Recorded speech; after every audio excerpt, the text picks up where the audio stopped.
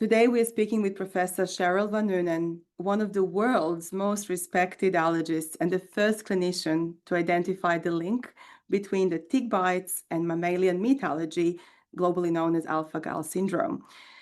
Professor van Nunen's work has shaped international understanding of this condition and recent developments, including the first confirmed alpha-gal-related death in the US, and an ongoing New South Wales inquest examining a possible Australian fatality. And this has placed this issue firmly in the public spotlight. As tick populations expand and more Australians present with delayed allergic reactions after eating red meat, the need for clear public awareness has never been more urgent. Professor van Nunen joins us today to help us understand the science, the risks, the realities of diagnosis, and what every Australian needs to know heading into the summer season. Professor, you are the first clinician in the world to identify the link between tick bites and mammalian meat allergy. And I feel very privileged to be from your local area.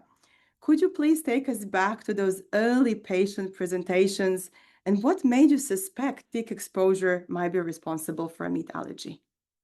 Thank you, Nina. The first patient I saw was in 1987.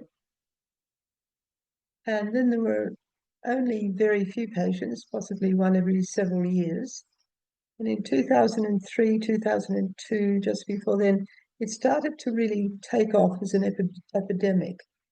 And so I thought I'd better report this because my colleagues need to know about it so that they can diagnose their people, because it has typically a 3 to 6 hour delay in one of the types of mammalian meat allergy. There are a couple of types.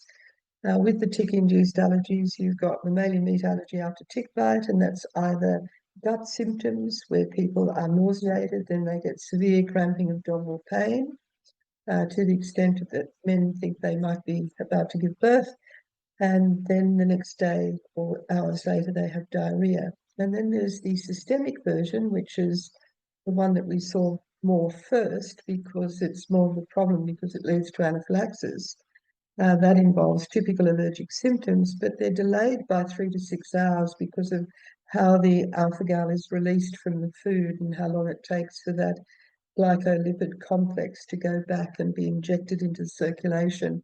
And because it's virtually acting like an injected allergen, these reactions are rapidly evolving. So people will awake sort of itchy and collapse before they get to the bathroom, virtually. And so I was seeing people, and the only thing I could do for these people was to say, well, bring me in everything you ate in the meal prior, even though it was sort of 3 to 6 hours beforehand. And they'd bring in the meat, and I'd find a very tiny little positive. I said, well, you best avoid that, and we'll see how things go, because that's our clue. And when I ask about allergy, I also ask about whether people have asthma, rhinitis, eczema, drug allergy, and an insect allergy. And the people who had this were reporting that they often had what we call large local reactions to tick bites.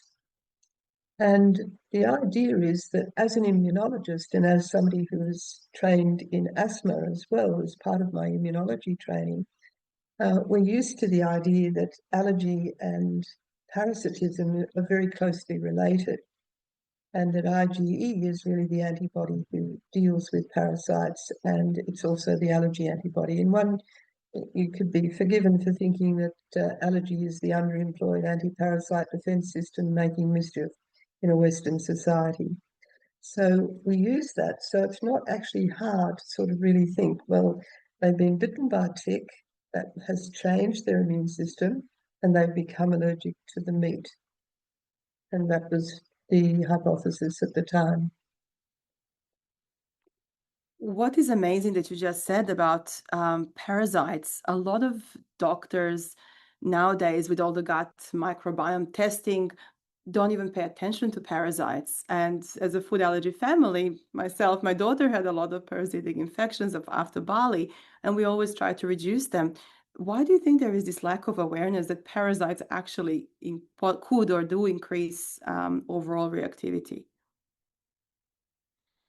Well, I'm referring to the studies in asthma where they would have people, for example, in Africa or South America who were in very poor circumstances, and they'd be heavily parasitized. They'd clean up the parasites in the people, and then they'd develop the asthma, you see. So that's the sort of link that I was aware of, having done quite a bit of asthma work. So that's what I was thinking about, well, if there have been multiple tick bites and if the person's allergic to the tick, that indicates that the immune system's probably changed. So that local reaction indicates an allergic reaction. And so that for me sort of made this possible.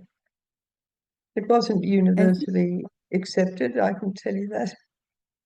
wow, it's fascinating. It's amazing how you made this connection.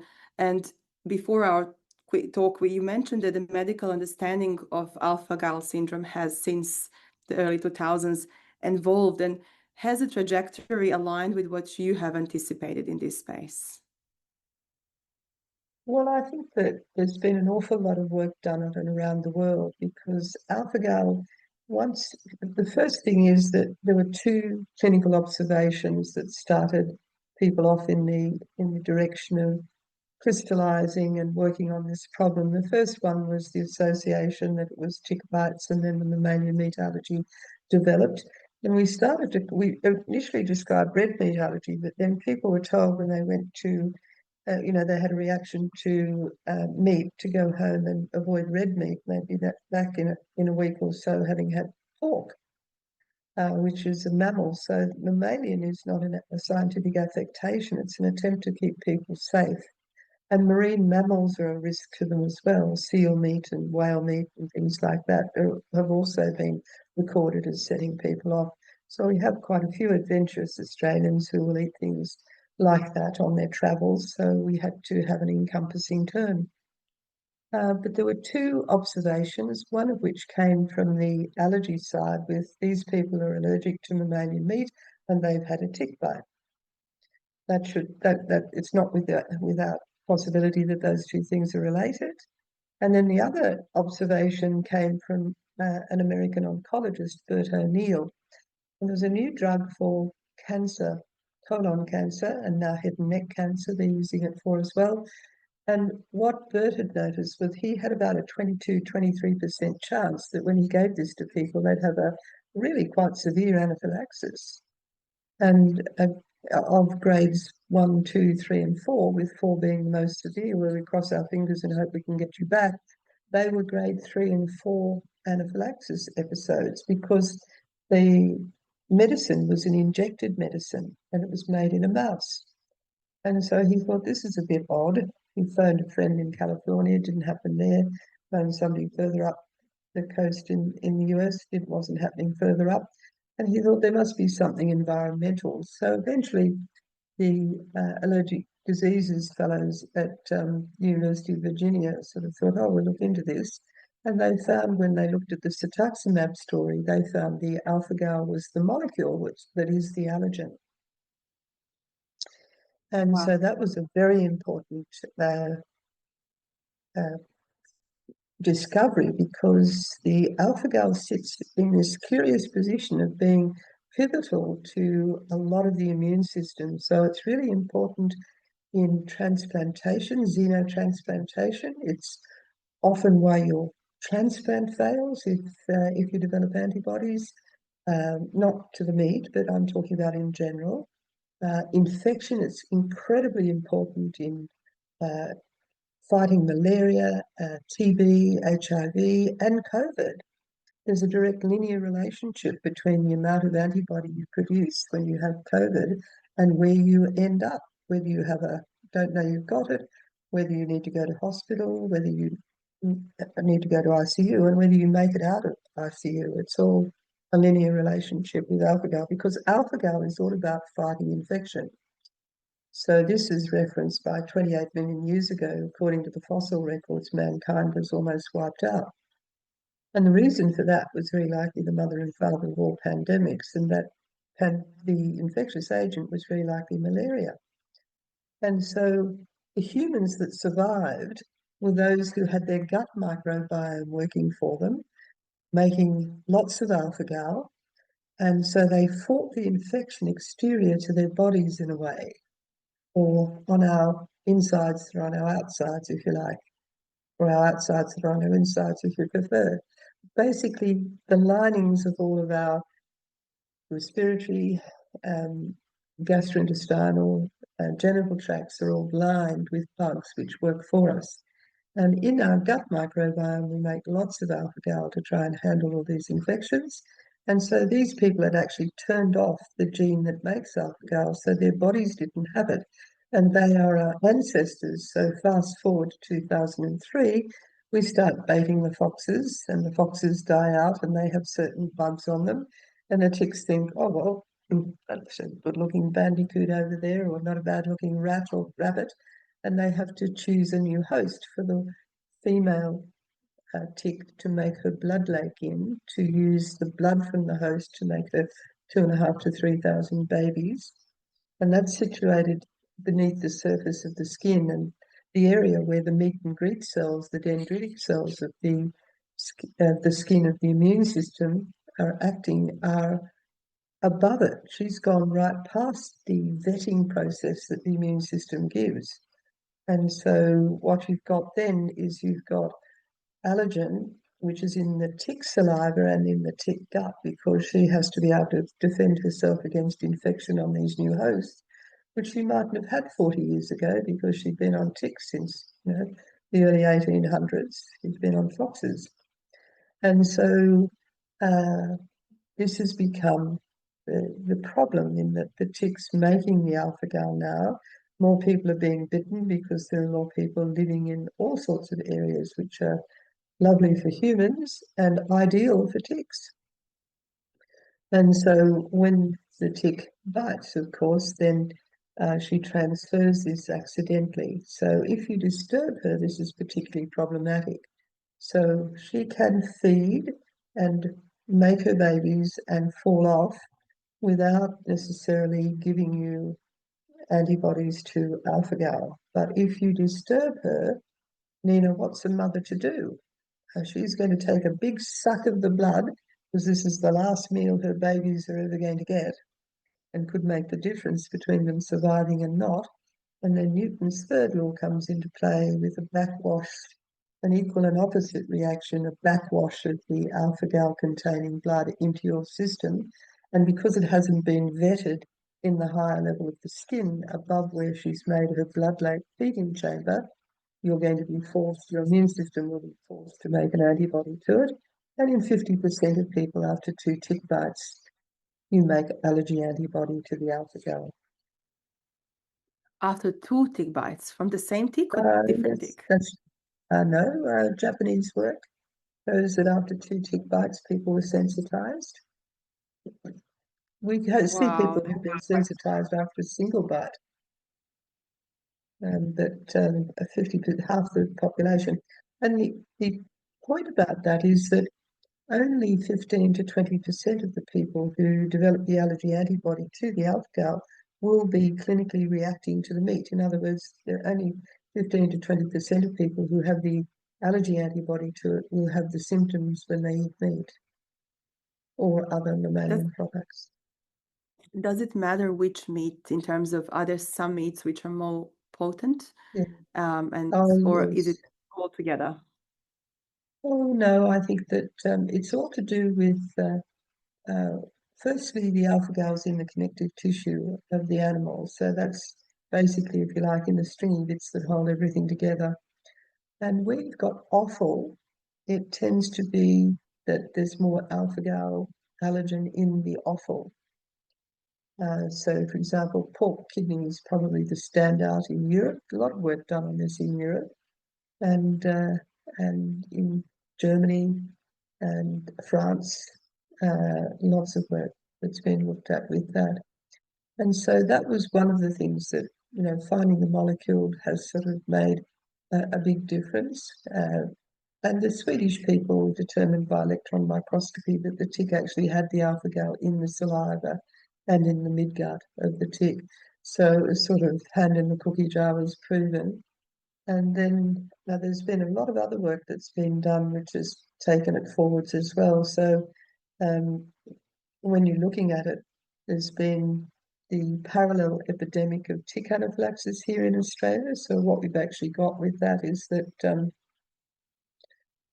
because the alpha-gals of sugar, a glycan, if you coat a protein, a tick salivary protein, for example, with a sugar, then it makes the immune system recognize it much more readily. So we've had 2 epidemics here in Australia, and the second epidemic is not seen overseas, and that's tick anaphylaxis. So people are bitten by a tick, they disturb the tick, and they start having an anaphylaxis immediately. Wow. And this is one of 5 candidate tick salivary proteins, which we're working on as part of a National Allergy Centre of Excellence PhD Scholars Program, Dr. Hong Kai Tan and Professor Alice Lee at UNSW. And we're looking to verify the 5 proteins, trying to find a test for it. You don't need a test to diagnose tick anaphylaxis because it's incredibly clear that the person disturbed the tick and then they have the anaphylaxis. But we do need a test to be able to say whether or not they've grown out of it in a decade. So this is very important because we do have, for example, young men coming along or young women, they might have had a tick anaphylaxis when they were 2 or 8 and they want to join the ADF. And because of this history, they may not be able to do that because we don't have a test to say, oh, it's gone, you've recovered, and be able to write that in a letter for them. So it is an essential thing. And of course, if you have it, even if you don't need it for work purposes, you certainly need it to know because not that you'd be inviting tick bites again, you won't be doing that lifelong. But I think that the point about it would be all of the fear would be relieved and the burden of having the tick anaphylaxis would be that. So that's been one of the other things that's come out of it. And then I think what we've had recently are the medication concerns, which I've mentioned to you. And this goes into sort of snake antivenom. There have been reports of people who have been alpha-gal sensitized, who've had snake antivenom, and who've had a massive anaphylaxis as a result of that. And so it's really, people would think avoiding the meat is hard, but avoiding the meat is the easy part. The products of the meat are difficult. And some people are so sensitive that they react to derivatives of it in tablets and things like that. And so that's been problematic and unexpected. We have, for example, a new vaccine for influenza that's made in canine kidney. And it would be really good if the TGA would have asked the people to make sure that they'd measured any residual alpha-gal, whether it's there or not, because this is much more effective influenza vaccine, according to reports, but our people might not be able to take that because of the fact that it's made in dog kidney. We don't want to take the risk because we already have one person that we know of who has had an anaphylaxis. And there have been others that we don't know whether or not they're mammalian meat allergy after tick bite who've had anaphylaxis as well. And probably the greatest surprise in all of this has been the public health risk of coronary artery disease.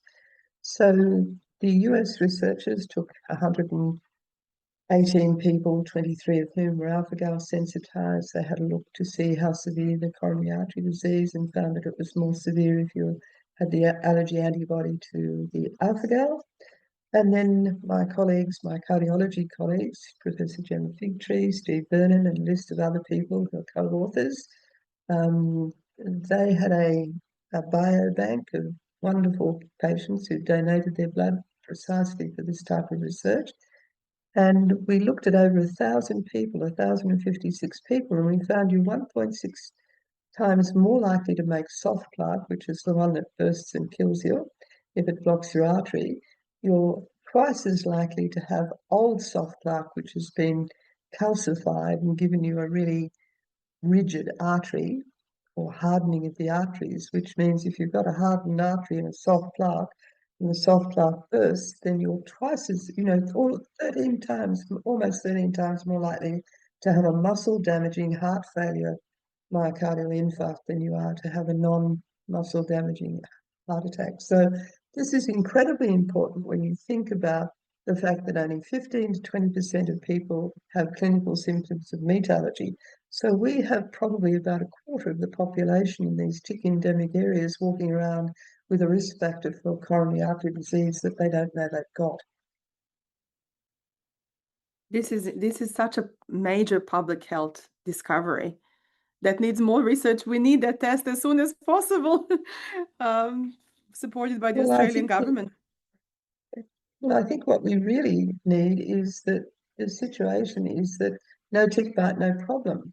We've developed the QR code, how to safely remove a tick. We've gone and asked the farmer to rebadge one of their ether sprays as tick off, so that people know it's for ticks and sort of aren't sort of wondering why we're recommending a wart product or a skin tag remover. And so that's been done. We've spoken at all levels. We've spoken at state governments. We've spoken to the federal government. In 2013, ASCIA had this advice. The Australasian Society of Clinical Immunology and Allergy had this advice on its website. TIARA, the Tick-Induced Allergies Research and Awareness, was set up in 2013. We have knocked ourselves out. 55 pages of what we've done in Hansard at the Senate inquiry in March 2025. We've offered them the QR code.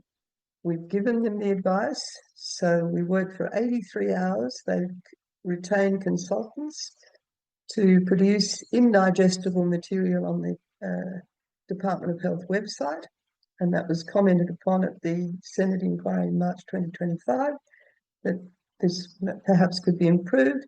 We need a campaign, probably pitch somewhere between the Good Reaper and Slip Slop Slap, of what to do to prevent tick bites and what to do if you have a tick bite, because you actually get a second bite at it, if you'll excuse the expression, with this, because the first thing is, if you can prevent the tick bite, that's fantastic.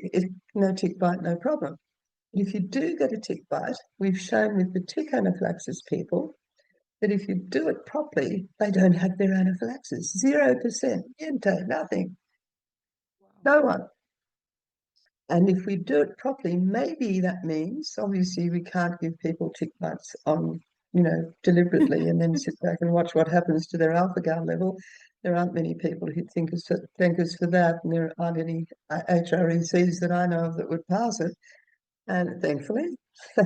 But I think that the point about it would be that, well, you do like to think there are a few protections in place for people doing clinical trials and things. So I think the point about it would be that that if you remove the tick properly, it's very likely that you might not recharge your alpha-gal specific IgE level either. And so this is the only food allergy in the world where it's curable and preventable. We don't know why you've got peanut allergy or prawn allergy or sesame seed allergy, but we know why you've got mammalian meat allergy, and it's tick bites. Well, maybe if you're in sub-Saharan Africa, you have a bite from a tsetse fly, which was reported June of this year. You get a moderate elevation. There will be other bugs that do this, because why should ticks have the entire field to themselves? But I think that the point about it would be that ticks are the cause in this country, and we have two ticks. So we have gone from one tick, one country, one continent, to two ticks in our country and on our continent. And around the world, as of October 2025, 44 countries have reported this problem. So it's now a pandemic of non-communicable disease, which intriguingly started in a pandemic of infectious disease way back 28 million years ago. Wow. I love that explanation. Thank you so much. I don't think many of the listeners would have ever heard that history.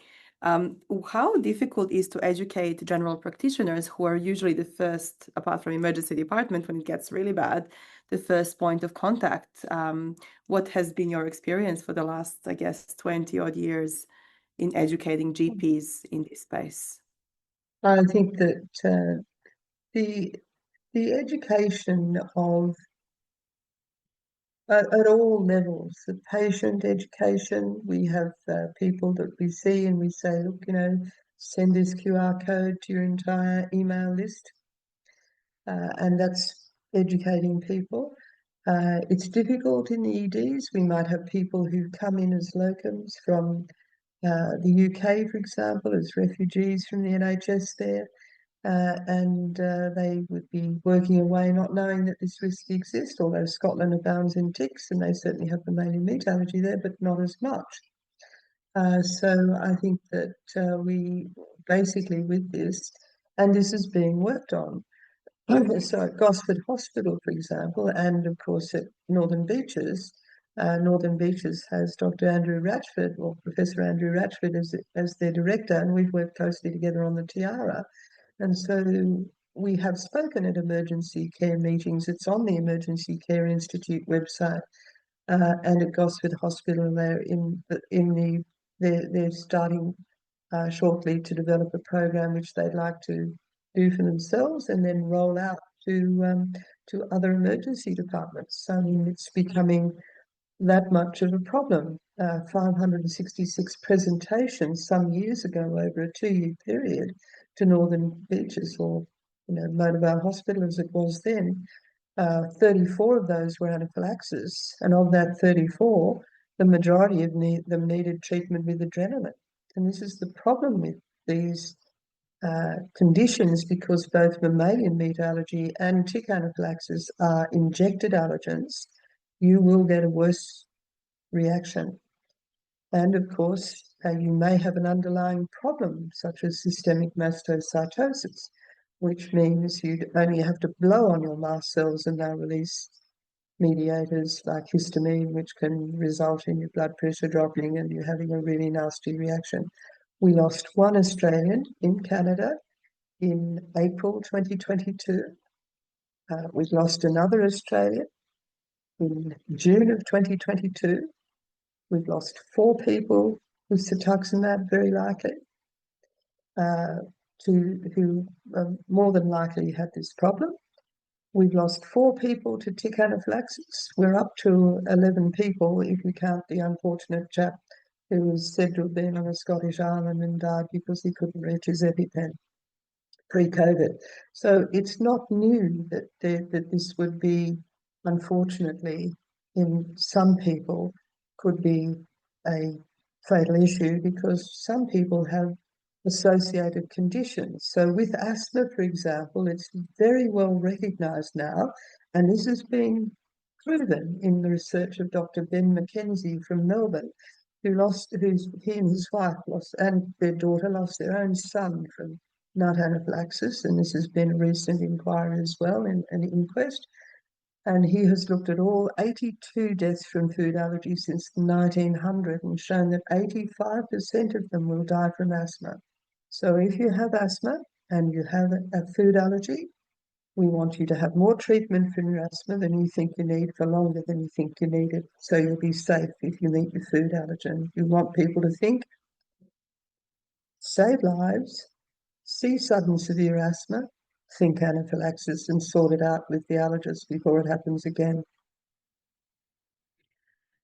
This has really opened up an amazing space of advocacy that you just mentioned. I mean, if every single restaurant in Australia had an EpiPen, which is tax deductible anyway, if every school had EpiPens, if every workplace had compulsory EpiPens as part of the emergency kit, response kit, I mean, that could also be another argument, because of this massive exposure of Australians to ticks generally, especially on the Northern Beaches. We are the tick capital of the world, isn't it?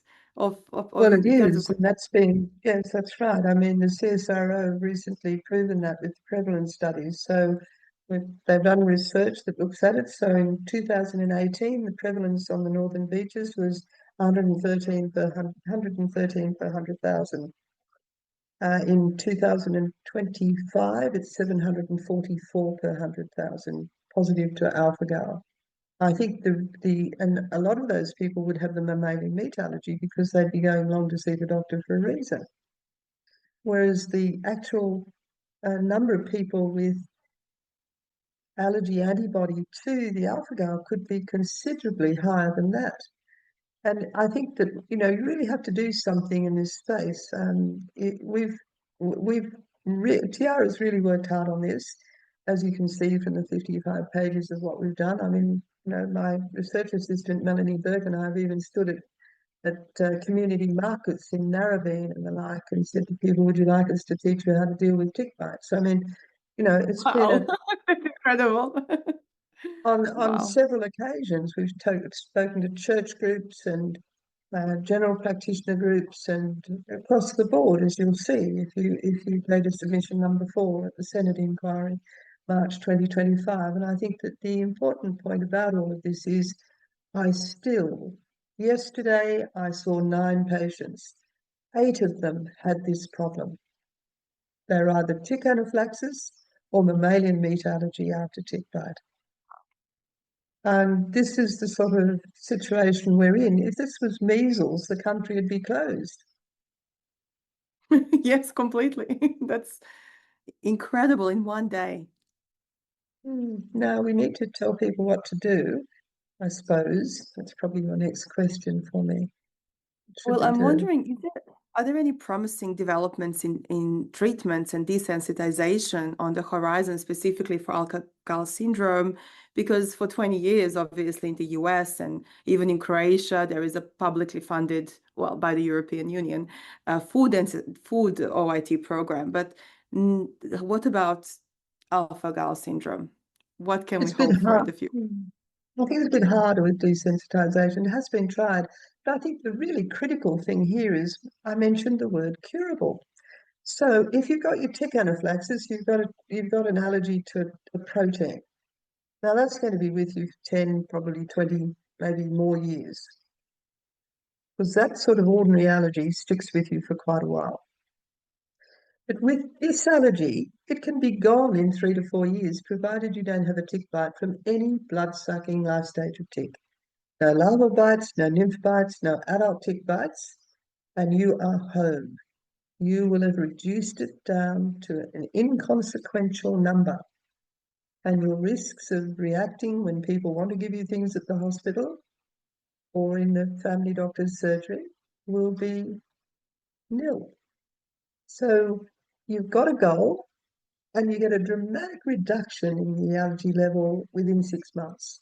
So I generally test people at the time of diagnosis in 6 months, and it can rocket down from almost 30 to 13 or less in 6 months, and the normal is 0.10, and so over 3 to 4 years without any tick bites, down it'll come. And if it goes away and you have another tick bite, it'll come back again. So this is for life. Wow, that's People think amazing. It will yeah, but I mean, that's the cure. So, why would we do it elsewhere? You can treat your backyard. That's the single most effective thing you can do to prevent a tick bite in tick anaphylaxis. Proven. That's our research. It's on the Tiara website. You can dress for the occasion.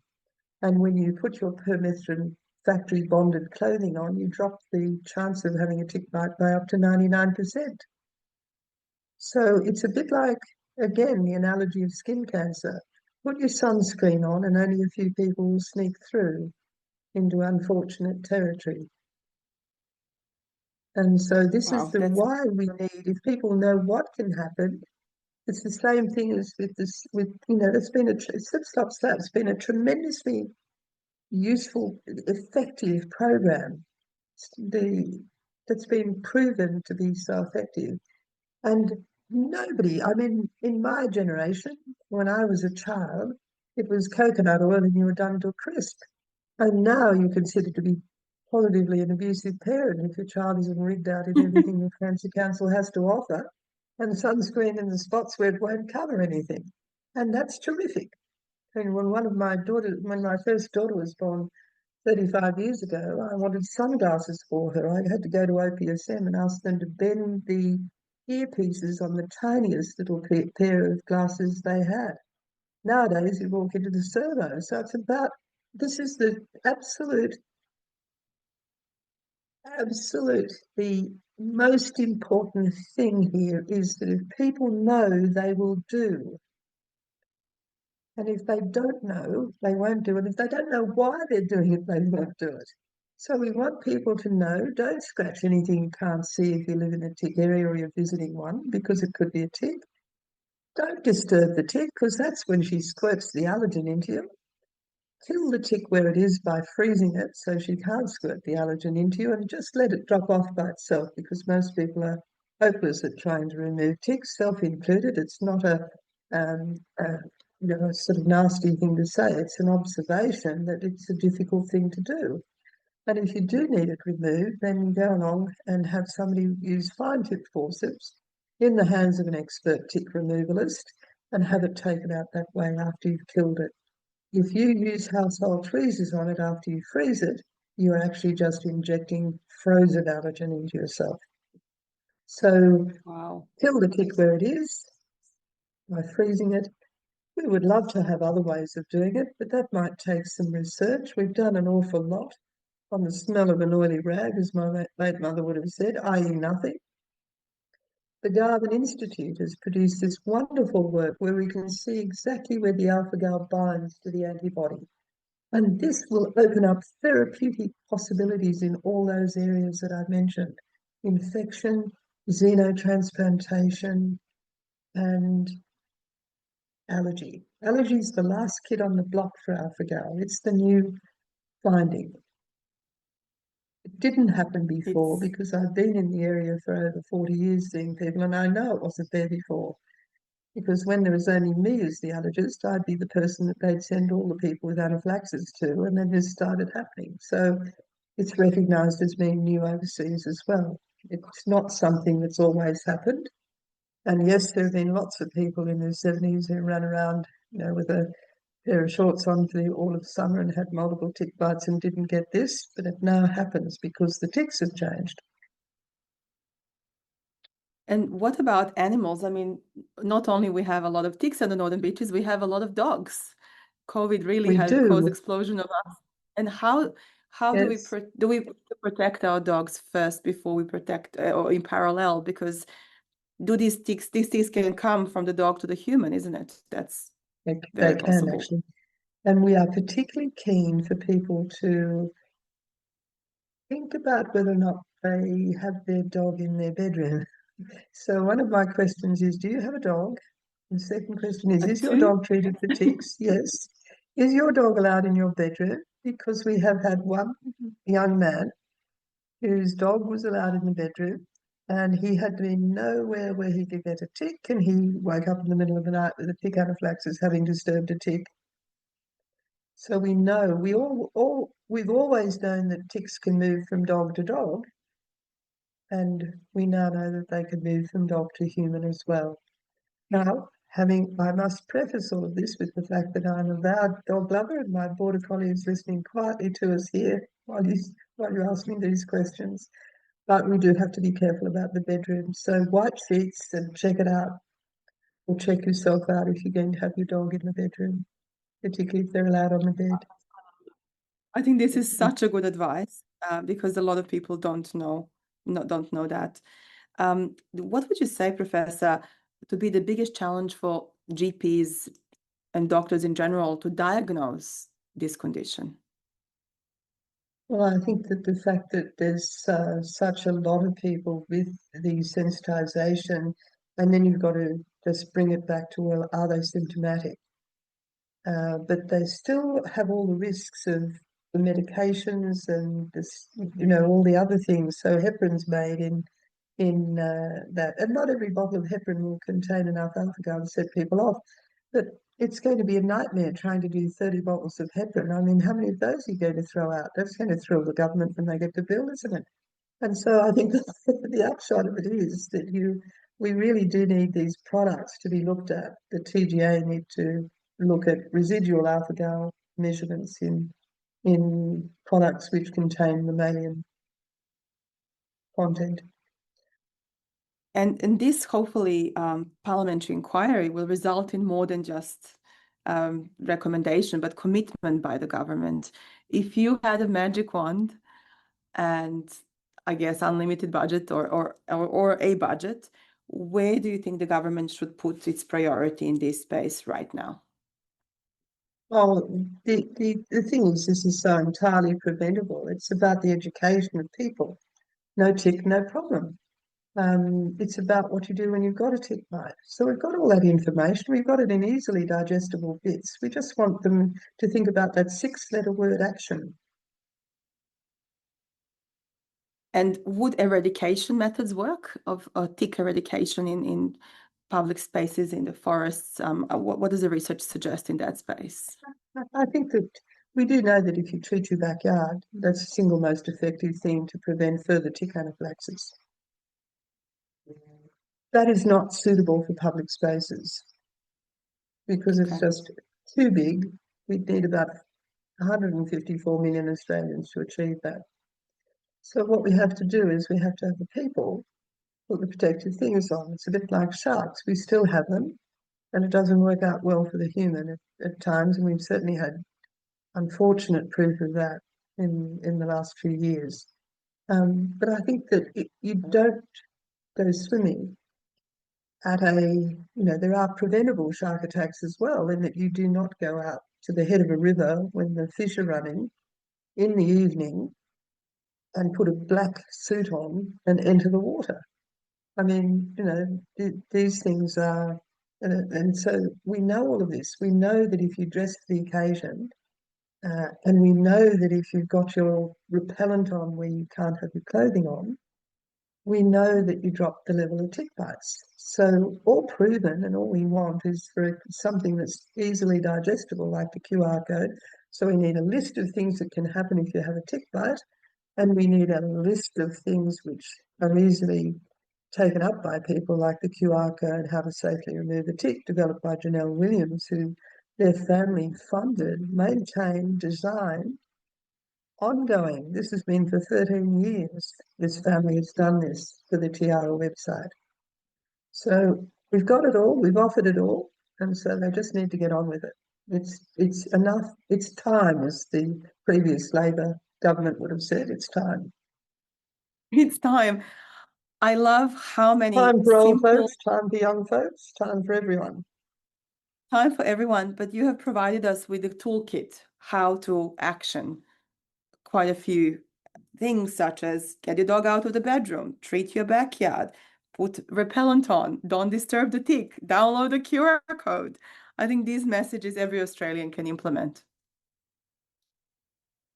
Correct. I would With like your to help. thank you very much for your time. I really hope that the test becomes available in the near future and the parliamentary inquiry produces more research in this area, but also more education and actionable items, which you have just clearly outlined. Thank you very much for your time, Professor.